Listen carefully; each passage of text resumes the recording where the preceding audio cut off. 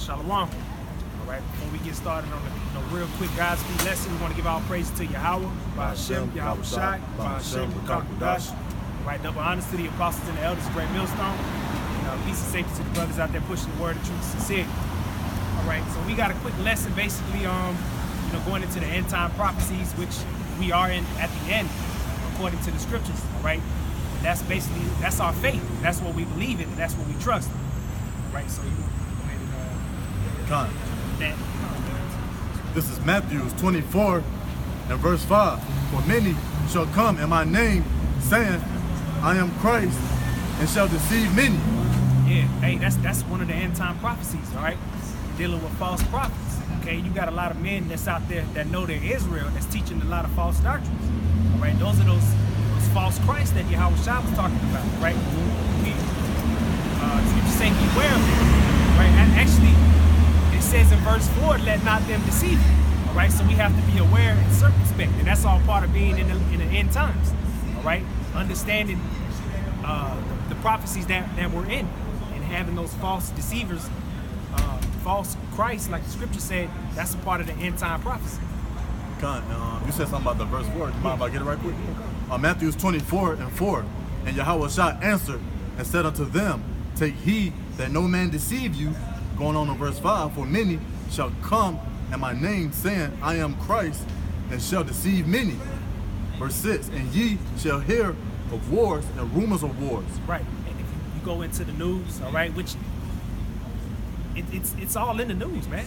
All right, World War III, all right, Russia, all right, North Korea. You got all these other nations coming up, basically gathering themselves against America, which is Babylon the Great, according to the scriptures. All right, that's another prophecy that's being fulfilled right now as we speak.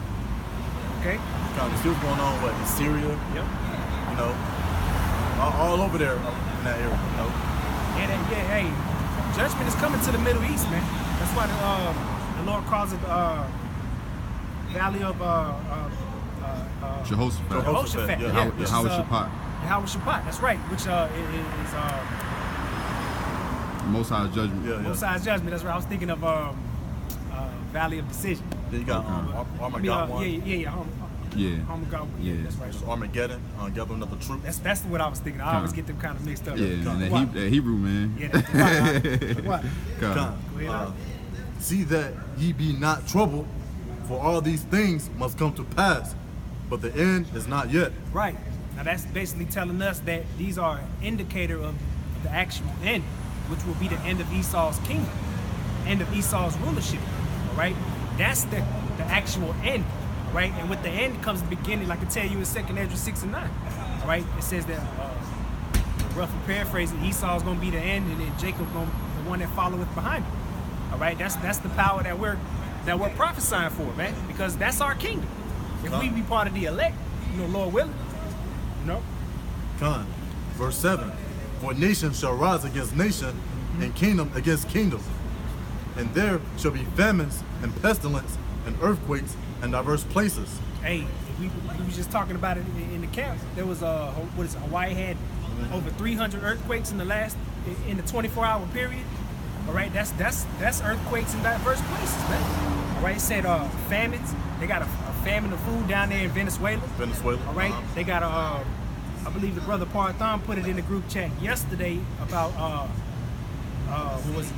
The water having parasites or something to that nature in it. All right, that's pestilence.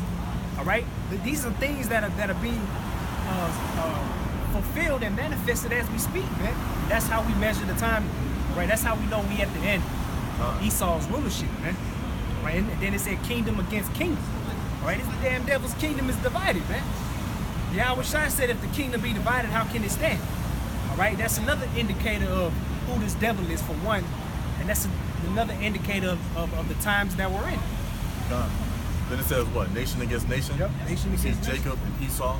Yep. Which is the so-called black people, all the way down to Issachar, the so-called Mexicans, going against this devil, and these heathens are going against this devil too. That's right. That's right. But I'm continuing on, verse 8. All these are the beginning of sorrows. Verse 9. Then shall they deliver you up to be afflicted, and shall kill you, and ye shall be hated of all nations for my name's sake. And that's part of that persecution that's coming too, right? So you got a lot of men that's going to be persecuted, be put to death, right? Be put into prisons, be put into concentration camps, maybe beheaded, all right? You got all types of persecution coming. Your family going to come against you. Actually, it's going to say that in the next verse, all right? You got family, friends, all right? Your job, you're not going to be able to get no work, which is going to lead to the damn chip, you know, which men are, if they have the spirit of the Lord with them and they're part of the elect, not going to take the chip. But that's all part of the end time prophecies. That's the point of the lesson, man, going into the end time prophecies. Okay?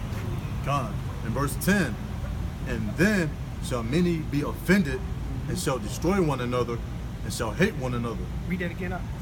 God, verse 10, and then shall many be offended and shall betray one another. That's right. And shall hate one another. That's right. Hey, that's all part of the walk, man.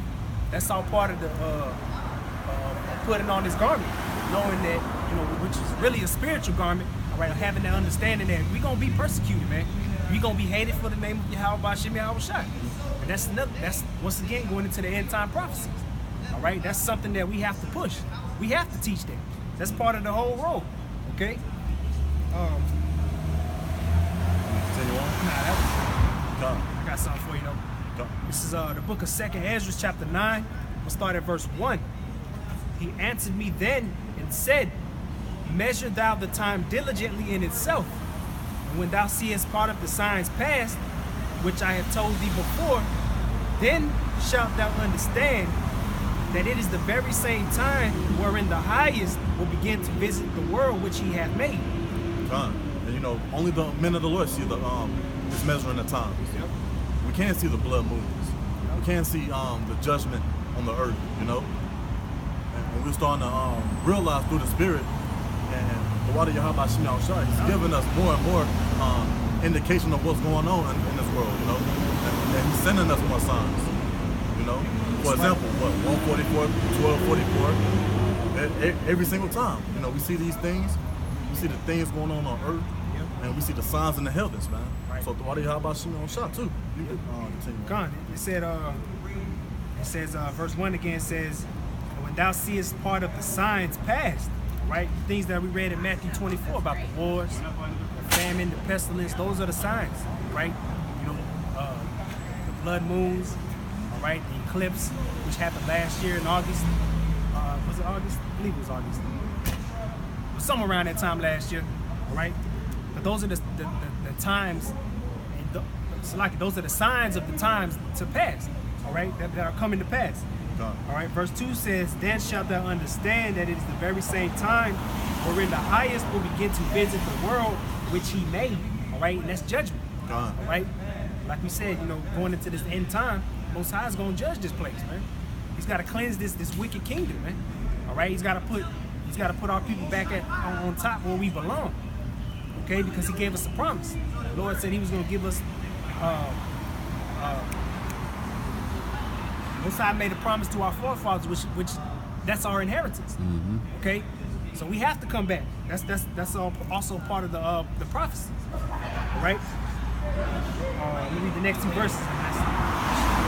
Verse 3 says, therefore, when there shall be seen earthquakes and uproars of the people in the world, then shalt thou well understand that the Most High spake of those things from the days that were before thee, even from the beginning, which goes into prophecies, man. All right? Like the brother said, he read in Matthew about the earthquakes. Like we said, he had that 300 plus earthquakes in Hawaii in a 24-hour period, man. That's a sign of the times coming, man. That's a sign of the end. God, man. You should be gearing up because the time is that, you know, we're at the end, you know. We're at the end of the last days. You know, you should be praying, fasting, doing what you got to do to get that salvation, to earn your salvation. Because as we can see, man, the Lord ain't nothing to be played with. That's why the scriptures continually say, fear the Lord, you know. Yep. Hey, like the brother said, you know, it's not a time to slow down. All right, it's a time to really buckle down and speed up. All right, because like your brother said, you know, we trying to get salvation, man. We don't want to be judged and tormented with the 2/3, man. Right? We want to obtain salvation the first time, not the second time. Okay? We want to be rulers in the kingdom of Yahweh Bashim Yahushua. Right? We ain't got nothing else.